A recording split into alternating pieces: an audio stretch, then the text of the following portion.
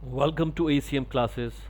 Today we're going to talk about CUET UG exam 2025 में जो exam हुआ from one of our students we have that exam with us और आज हम इसमें डिस्कस करेंगे लैंग्वेज टेस्ट और general test because that what we coach है। तो लैंग्वेज टेस्ट और जनरल टेस्ट का पैटर्न अगर आपको समझ आ जाता है, अगर आपको लेवल समझ आ जाता है, then you can easily conquer this exam because there are 8 lakh students who are going to take language test and there are 6.5 lakh students, more than that even, who are going to take general test for in CUET. This is as per the data released by CUET by NTA for 2025 exams. So this number may go higher this year. So let's concentrate on this year exam, that is 2026, and to begin with the day one in our classes, that is about the pattern, what happened in the last year, and so that can be understood better. Let's start with it. So we're going to start language test in this video. For general test we'll make another one, otherwise बहुत lengthy हो जाएगा. So let's go with the language test first. This exam which I have that has language test and general test both. So exam हुआ था ये 2 जून 2025 को. Now from here the reading comprehension starts. So total आपको मालूम है 50 questions होते हैं, 1 hour का time आपके पास है.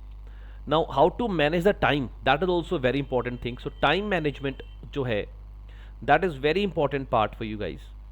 तो जो टाइम मैनेजमेंट है वो आप तभी कर पाओगे अगर आपको पेपर का पैटर्न मालूम है. So the first thing which you should do the time management. The second thing which is about accuracy. So let's see the blueprint, what happened last year. The first passage was there. This is the reading comprehension passage number 1. It had 4 questions attached to it. And how the questions were like, let's see that also. So pattern थोड़ा और clear हो जाएगा, better हो जाएगा, उसको भी कर लेते हैं. तो लास्ट तक वीडियो जरूर देखना and do subscribe us because we gonna come up with the live class where we gonna discuss the answers of this complete exam also. तो पहला क्वेश्चन जो है that is in this RC Mukherjee turn the narrative on it sense. It's an idiom phrase, तो उसके ऊपर question है, तो idiom phrases आपको आने चाहिए. Second is as per the passage what was he, it's a inference based question. तो inference आपको समझ आना चाहिए एग्जाम में क्या इन्फ्रेंस कैसे करना है, कैसे चीज़ों को आपको आइडेंटिफाई करना है. Now this is I believe an explicit question. This is straight away a fill in the blanks, but that is should be explicit from the passage, so easy होना चाहिए. The fourth, the passage is primarily concerned, again an implicit question. This is implicit is indirect, which you have to understand, you have to observe, and you have to answer it. Explicit is directly from the question. So we can see the first passage has maximum vocab, 1 question on vocab, 1 on implicit, 1 on explicit, 2 on implicit there were. The second passage which we have in this now, this again has, this is the passage number 2. Now passage number 2 has, it's again a direct question, it seems to be explicit है, straight filler है from the passage. तो filling the blanks दिया हुआ है इन्होंने RC के अंदर from the passage itself. This is again from the passage explicit है. So they are making a balance, पूरा balance maintain कर रहे हैं.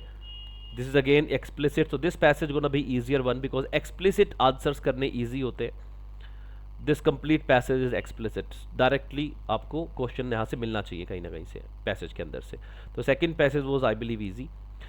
सो अब ये भी डिपेंड करता है कि जब आप पैसेज करो तो पैसेज को आइडेंटिफाई कैसे करना है. पैसेज को आइडेंटिफाई हमेशा क्वेश्चन देख के करना. हमेशा हम अपनी क्लासेज में क्या समझाते हैं that look at the reading comprehension question first and then pick the passage, which passage you have to do. तो पहले देखो क्वेश्चन, फिर देखो पैसेज के क्वेश्चन कि पैसेज किसके ऊपर है. नॉर्मली क्या होता है, लोग कहते हैं पैसेज देखो and if you have the topic similar to you do it. That is also criteria, that is also a way to find out which passage you should do. But basically आपको देखना चाहिए क्या मेरे question implicit है, explicit है. अगर explicit है pick up that one because वहाँ आंसर सीधे मिल जाएंगे आपको. इम्प्लिसिट में you have to understand the passage, तो वहाँ पर वो क्राइटेरिया काम आता है कि मुझे क्या ये टॉपिक समझ आ रहा है. ठीक है, तो आरसी की क्लासेस में हम लोग बच्चों का कॉम्पीट करवाते हैं who is going to do the minimum time maximum accuracy, so that how it happens. Now third passage started, so there are 3 passage, that means paper lengthy बन जाता है जब जब रीडिंग कॉम्प्रिहेंशन उसके अंदर होती है। बट एक चीज़ अच्छी होती है कि बाकी क्वेश्चंस अगर मेरे वन लाइनर्स हैं तो रीडिंग कॉम्प्रिहेंशन के लिए इनफ टाइम है। 4 क्वेश्चंस हैं, पैसेज की लेंथ भी अगर मैं देखूँ बहुत ज़्यादा बड़ी नहीं है, तो 4 से 5 मिनट में एक पैसेज, मतलब 15 मिनट में आपके तीनों पैसेज हो जाने चाहिए थे। This question let's see how it is. Examine the deeper meaning of the violence. So this passage is all about, again this is a idiom phrase. तो ये अगेन इम्प्लिसिट भी कह सकते हैं, भी को डिराइव करना पड़ेगा। इवेल्युएट द रोल, ये भी इम्प्लिसिट होगा। Third passage, the transformation that occurred in the, देखो क्वेश्चन पढ़ते ही समझ आ जाता है कि इसका आंसर मुझे पैसे से मिलने वाला है कि नहीं मिलने वाला। दिस अगेन एन आर्ट, ये भी आप सीख सकते हो जब आप प्रैक्टिस अच्छी कर लेते हो तो। And the last question in this, figure of speech, grammar के ऊपर आ गया। तो फिगर ऑफ स्पीच की अलग से एक क्लास होती है जिसमें हम आपको समझाते हैं सिमिली क्या होता है, पन क्या होता है, मेटाफोर क्या है, एलिट्रेशन क्या है, एंड सो ऑन। तो figure of speech is an important topic for you guys, वो मैक्सिमम एग्जाम्स में पूछ लेते हैं आपसे। तो 3 पैसेज आपके आए, 4 क्वेश्चन एवरी पैसेज हैड, तो टोटल 12 क्वेश्चन 15 मिनट। तो आप मान के चलो पहले 15 मिनट या बीच में 15 मिनट, ये डिपेंड करता है आपके ऊपर कि आप क्या करने वाले हो। तो first 12 question which you have, उनके आरसी के क्वेश्चंस हैं। टोटल कितनी आरसीज आई हैं? 3 आरसीज आई हैं। हर एक आरसीज में 4 क्वेश्चंस हैं। 4 क्वेश्चन है मतलब 12 क्वेश्चंस हो गए। 12 क्वेश्चन इंटू 5 60 मार्क्स हो गए। 60 मार्क्स आपको 15 मिनट में आपको मिल जाने चाहिए, मतलब 15 मिनट भी टाइम में ज़्यादा ही बता रहा हूँ आपको। 15 मिनट्स के अंदर आपकी ये तीनों पैसेज हो जाने चाहिए एग्जाम के अंदर। नेक्स्ट चलते हैं। इसके बाद जो आपका क्वेश्चन आया that was fill in the blanks, preposition. तो प्रेपोजिशन बेस्ड क्वेश्चंस आ रहे हैं।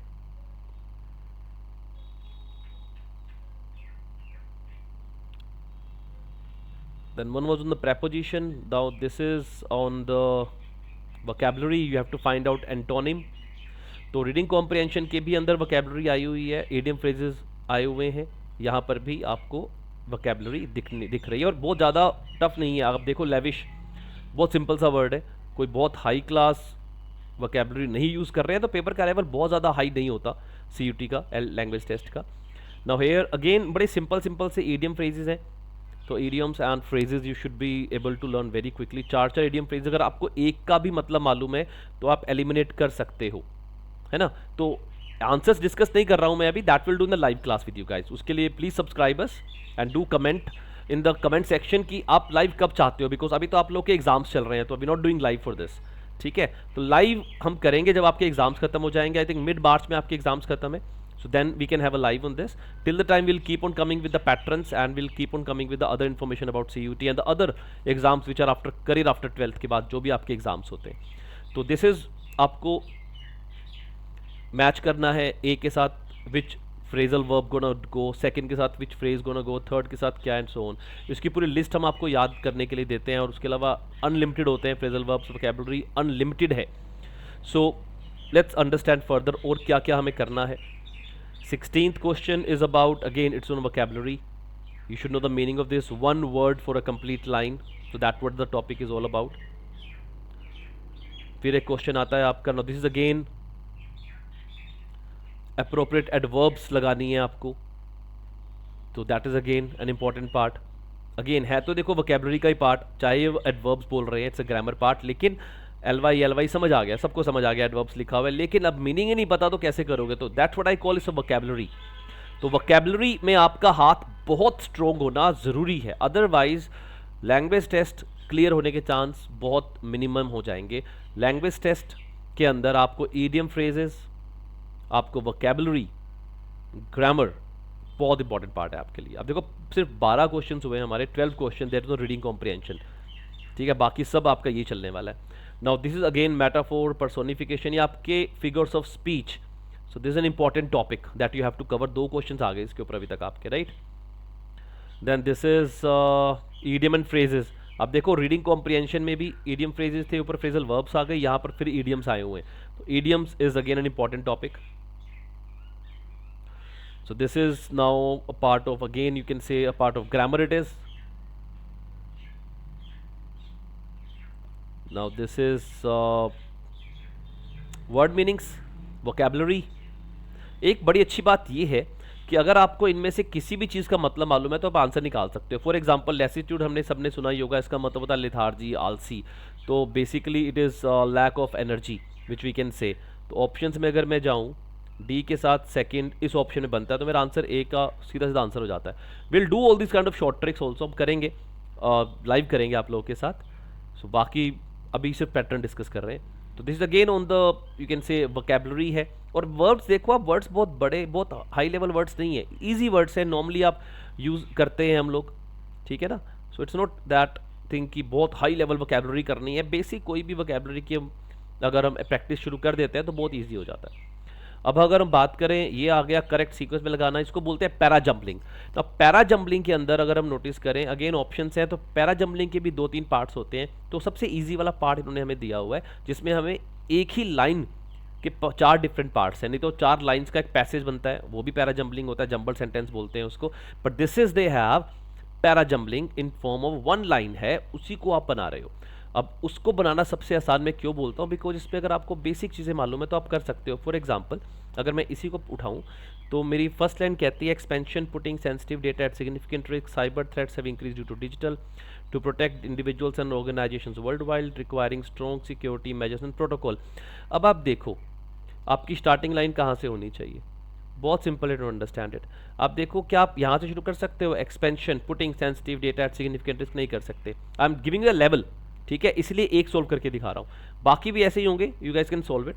Cyber threats have increased due to digital, so this can be a beginning line I can say. अब to protect individuals and organisations worldwide requiring stronger security measure protocol. अब ये मेरी first line क्यों हो सकती है, मेरी verb I हुई है इसके अंदर यार, I can start with this, I have a subject kind of thing here. Cyber threats have increase due to digital what, digital to protect individual, digital requiring stronger, digital expansion, right. तो B के बाद आना चाहिए A, तो option number 1 and option number 3 में से एक answer बनेगा। तो cyber threats have increase due to digital expansion, this is the line number 2, putting sensitive data at significant risk. अब इसके बाद क्या, requiring strong security measures and protocols to protect किसको, इंडिविजुअल्स को एंड ऑर्गेनाइजेशन वर्ल्ड वाइड को। तो एक पूरा पैसेज बनता है, कॉम्प्रिहेंशन बनती है। तो 1 2 D C, that should be my answer.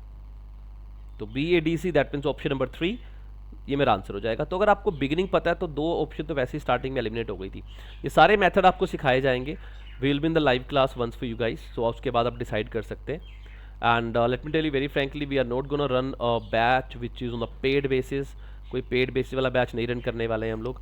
We gonna give you the free classes for CUT LT as of now. अभी तक यही प्लान है, कब से है ये अभी डिसाइड नहीं हुआ, डेट अभी डिसाइड नहीं हुई है।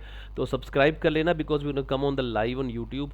हो सकता है डाउट सेशन के लिए मैं लाइव आऊँ और उसके अलावा रिकॉर्डेड सेशन प्रोवाइड करूँ।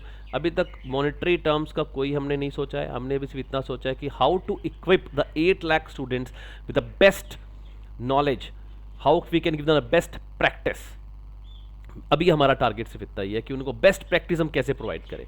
तो please do subscribe us so you can know get the notification कि कब हम लाइव आने वाले हैं, and we can discuss all that plans with you guys. Of course mid March में ही आएगा, 10th मार्च के बाद ही करेंगे, अभी नहीं करेंगे। तो पैरा जंबलिंग पे एक क्वेश्चन हो गया, another one is on para jumbling 2। Now this is vocabulary, correct synonym निकालना है। अब प्रोक्रास्टिनेट, देखो सबको पता है प्रोक्रास्टिनेट क्या होता है, डिले करना किसी चीज़ को, तो उसका सिनोनिम फाइंड करना है। मतलब मैं ये नहीं कह रहा हूँ अब वर्ड मीनिंग पता है आपको, मैं ये कह रहा हूँ कि a normal person can easily relate ये जो वर्ड्स इन्होंने डाले हुए हैं, एक्सपीडाइट, डिस्कस, डिफर, एलिवेट, बहुत सिंपल, बहुत ईजी पेपर आता है। लैंग्वेज टेस्ट पेपर टफ नहीं होता है, आप सेल्फ स्टडी करके इसको निकाल सकते हो, बस आपको गाइडेंस चाहिए समय समय पे, that we will provide you. आगे चलते हैं, 24 के बाद 25 is fill in the blanks, vocabulary कह सकते हैं हम इसको। Then this is again vocabulary का पार्ट है, इस मतलब वर्ड का हमें सिनोनिम फाइंड करना है। अब देखो वोकैबुलरी का बहुत इंपॉर्टेंट पार्ट है, लेकिन वर्ड्स इजी हैं, बार बार रिपीट कर रहा हूँ, वर्ड्स बहुत। अब देखो यही ऐसे कुछ टर्न डाउन तो ऊपर भी हमारे पास ईडियम आया था ना, तो ये फ्रेजल वर्ब आई थी ना, तो फ्रेजल वर्ब्स बहुत इंपॉर्टेंट है, ज़्यादा फ्रेजल वर्ब्स आए हुए हैं ईडियम से भी, तो फ्रेजल वर्ब तो बहुत सारी हैं। Then 28th we have, now this is about the same words, spellings different है, राइट, उनको पुट करना है। तो आपके होमोफोन्स होते हैं, होमोनिम्स होते हैं, वो आपको पता होने चाहिए। That is again a part of vocabulary, again no doubt. Vocabulary बहुत वास्ट है, बहुत उसके पार्ट्स हैं। सिनोनिम बताना है, ये भी वोकैबुलरी का पार्ट हो गया। अब देखो, कोई वोकैबुलरी आपको पढ़ा नहीं सकता, प्लीज अंडरस्टैंड दैट। लर्न कर सकते हो आप, ईडियम फ्रेजेस लर्न कर सकते हो, ग्रामर सिखाई जा सकती है, आपको एग्जाम क्लियर करने का तरीका सिखाया जा सकता है, एलिमिनेशन टेक्निक सिखाई जा सकती है।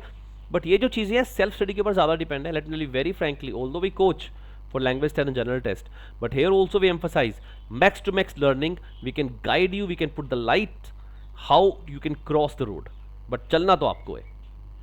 एक और हमारा करेक्ट सीक्वेंस पैरा जम्बलिंग के ऊपर क्वेश्चन आ गया है। This is again a para jumbling correct sequence, और सारे देखो लाइन सेंटेंस वाले हैं, एक सेंटेंस वाले, उसी को लाइन बना सेंटेंस में लगाना है, अलग अलग सेंटेंस को पैराग्राफ में नहीं बनाना है, ऐसा कुछ नहीं है। Now this again phrases are given to you, तो फ्रेजल वर्ब्स के तो फैन ऐसा लग रहा है डीयू वाले ना, सीयूटी वाले, एनटीए वाले। This is again phrases you have, idioms कम है, फ्रेजेस बहुत ज़्यादा है। Now this is vocabulary synonym of temerity. अब ये वर्ड बड़े सिंपली आप लोग अपने एनसीईआरटी में ही पढ़ते हो, कोई बहुत बड़ी चीज़ नहीं है। अगेन आपका पैरा जम्बलिंग हो गया, ये भी पैरा जम्बलिंग। आई थिंक अब तक 7-8 तो पैरा जम्बलिंग के क्वेश्चन आ चुके हैं आपको। एंटोनिम सिनोनिम हो गया, मतलब ग्रामर का भी इतना रोल नहीं है। अगर आप नोटिस करो, ग्रामर भी बहुत ज़्यादा पढ़ने की जरूरत नहीं है हमें इस तरह के क्वेश्चंस करने के लिए। Best option the given statement in one word, ये मैं पहले भी आपको मैंने बोला, this is about the one word that we do, so that is what we have. So let's go ahead, आगे देखते हैं। There was a call from home, so back with you guys. Number 39, this is again sublime pleasure, antonym find करना है, vocabulary मतलब। और आप देखो, ये तो आपको कोई बता देगा ना वोकैबुलरी है, लेकिन लेवल देख रहे हो आप, कितने सिंपल सिंपल से वर्ड्स हैं, दे आर सो सिंपल। अब यहाँ पे ईडियम हो गया आपका,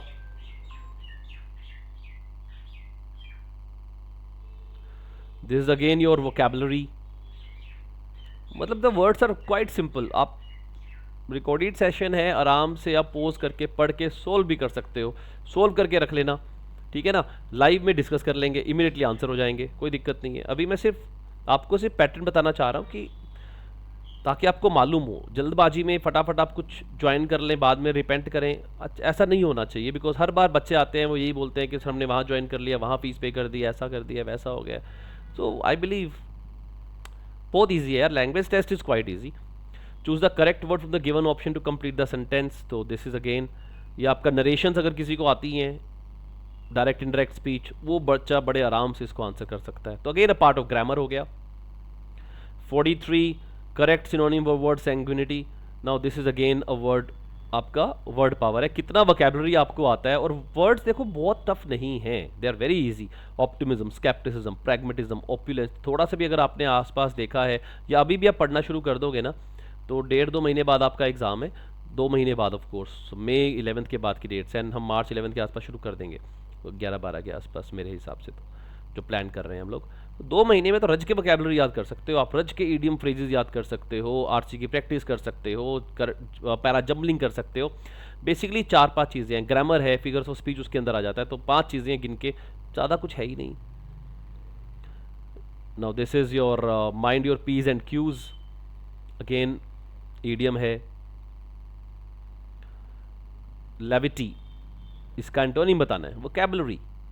तो मतलब क्या पढ़ाएगा कोई आपको, मैं तो ये कहता हूँ सीरियसली, वेरी फ्रैंकली, कौन क्या पढ़ा सकता है आपको। वोकैबुलरी को याद कराने का तरीका है, हाँ है, प्रीफिक्स है, सफिक्स है, बट उस लेवल के क्वेश्चंस नहीं है, बहुत इजी क्वेश्चंस हैं आप लोगों के लिए।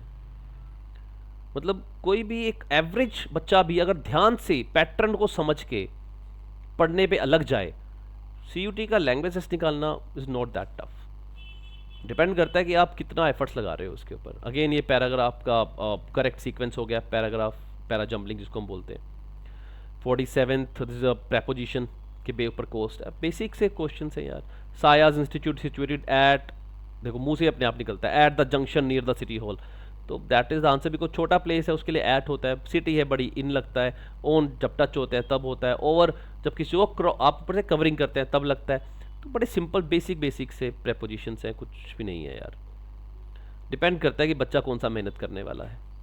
Antonym of obsolete, again obsolete कितनी बार सुना है हमने यार पढ़ते हुए अपनी बुक्स के अंदर ना, बहुत बार, we guys must have done it. Ashu complete the project dash ensuring that every detail was perfect, again it's a kind of vocabulary based, मतलब common vocabulary, common words phrases जो हम यूज़ करते हैं जनरल लाइफ में, वो सब आया हुआ है। तो जीटी मेरे को लगता है एलटी जो है लैंग्वेज टेस्ट ऑफ इंग्लिश, मेरे हिसाब से सीयूटी का बाकी एग्जाम से अगर कंपेयर किया जाए, क्राइस्ट से, नारसी मोंजी से, आईपीयू से, आईपीएम से, आई थिंक जो मुझे पर्सनली फील होता है सबसे इजी जो लैंग्वेज टेस्ट है वो सिर्फ सीयूटी का है। इतना इजी बच्चों को दे रहे हैं कि बच्चा फुल मार्क्स स्कोर कर ले। वी गेट 100% फ्रॉम हेयर, मिलते हैं हमें यहाँ से, कोई बड़ी बात नहीं है। Rearrange the following parts, again correct sequence. तो पैरा जम्बलिंग वही एक लाइन वाला, सेंटेंस वाला, कोई सेंटेंस से पैराग्राफ बनाने वाला नहीं है, हाई लेवल नहीं आ रहा है। That ends the language test section. So कुल मिला के अगर हम देखें तो क्या क्या आपके एग्जाम में आया, आपके एग्जाम में आई 3 रीडिंग कॉम्प्रिहेंशंस, ठीक है, और अब मैं कहता हूँ 1 घंटा बहुत ज़्यादा है इस पेपर के लिए। फिर अब 3 reading comprehension, that means 12 questions, time should be 15 minutes. अब जिस तरह का पेपर है अगर आपको आता है तो आई थिंक 20 मिनट्स भी लगा लोगे तब भी बड़े आराम से फुल मार्क्स आ जाने चाहिए। उसके अलावा क्या आया हुआ है, आया हुआ है पैरा जम्बलिंग, जम्बल्ड, कोई पैराग्राफ समरी नहीं आई हुई, कोई पैराग्राफ कंप्लीशन नहीं आया हुआ, कोई क्लोज टेस्ट नहीं आया हुआ, कोई फिल इन द ब्लैंक्स बहुत हाई लेवल वोकैबुलरी के नहीं आए हुए। पैरा जम्बलिंग के approximately, I not counted it actually, approximately idea मान के चलते हैं, चलो 8 से 10 क्वेश्चन उसके भी होंगे। देन आपके फ्रेजल वर्ब्स के क्वेश्चंस बहुत थे, ईडियम्स के साथ ही लिख लेते हैं, क्योंकि देखो इस एक पेपर के बेस पे आप सिर्फ लेवल चेक कर सकते हो, राइट। और नंबर्स ऑफ क्वेश्चन तो ऊपर नीचे होंगे, क्योंकि इतने बार होना है पेपर, इस बार भी 11 मई से 31 मई, तो लास्ट ईयर भी it was for 20 odd days, कितने क्वेश्चन पर निकले होंगे आप देखो, कितने सेट्स होंगे। तो लेवल जानना ज़्यादा जरूरी है, number of question is not that much important. ये भी आप 10 से 15 लगा के चलो, कम से कम होंगे ही होंगे। वोकैबुलरी बेस्ड क्वेश्चन भी आपके कम से कम 10 से 15 के बीच में थे, एंड जो ग्रामर बेस्ड क्वेश्चंस थे वो भी आपके आई थिंक 3 से 6 questions grammar based, figure of speech वगैरह मिला ले तो आई थिंक ये 5 से ऊपर बन जाएंगे, तो अप्रॉक्सीमेटली प्लस माइनस कर सकते हैं। तो इन सब क्वेश्चन को करने के लिए पैरा जम्बलिंग में फिर टाइम लगने वाला है, of course you may take 10 to 15 minutes है, लेकिन देखो बाकी जो चीज़ें हैं ये तो आता है या नहीं आता, आता है या नहीं आता, इनको टाइम लगा सकते हो आप अप्रॉक्सीमेटली। आप मान लो 30 मिनट आपने इसमें लगा दिए, कोई बड़ी बात नहीं है, आराम से कर सकते हो। पेपर को करने का तरीका बड़ा सिंपल है, go for the 1 liners first, जो एक्यूरेट है वो करो, उसके बाद जाकर आप जो आपको नहीं आता उसके ऊपर सोच सकते हो, बिकॉज टाइम बहुत मिलने वाला है, 1 घंटा कम नहीं होता, 60 minutes are more than enough for this paper, ठीक है। So as I said, do subscribe us because we're going to come live for you, and we are not going to charge, we are not going to make any batch specifically for teaching vocabulary and idiom phrases. I'm going to provide the recorded classes and without any charge to you guys. You're not going to be charged for this. हाँ, doubt sessions लेंगे, live classes में लेंगे, अगर YouTube पे होंगी तो free of cost होंगी, कोई दिक्कत ही नहीं है। अपना जो हमारा प्लेटफॉर्म है अगर उस पर होंगी, we will let you know, वो भी प्लान नहीं किया, because we are not planning as of now कि that we should charge a student right now for the language test, हम उस पर अभी प्लान नहीं कर रहे हैं। अभी हमारा मेन फोकस ये है कि मैक्सिमम टू मैक्सिमम बच्चों को ये समझ आए कि उन्हें पढ़ना क्या है। This is an awareness video for you all, so do subscribe us, like us and comment that what day you want the live session, so we will try to get on the same day for you guys. Thank you so much for watching. I hope you're gonna get benefit from this video and we're gonna come up with more. Thank you so much. Thank you so much. Take care.